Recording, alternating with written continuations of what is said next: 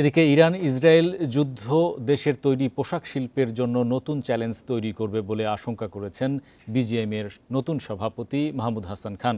পোশাক শিল্পের চলমান সংকট নিরসনে সবাই একসাথে কাজ করবেন বলেও জানান তিনি।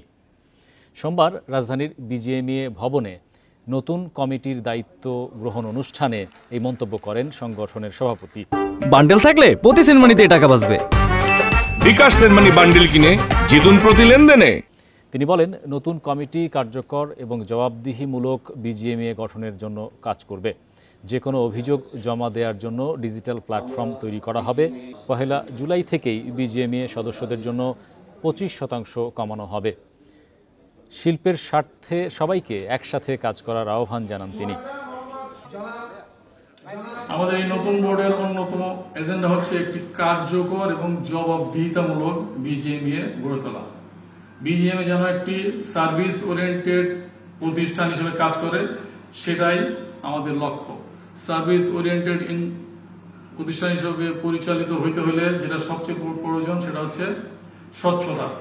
স্বচ্ছতা ছাড়া কোনো সেবা টেকসই হতে পারে না।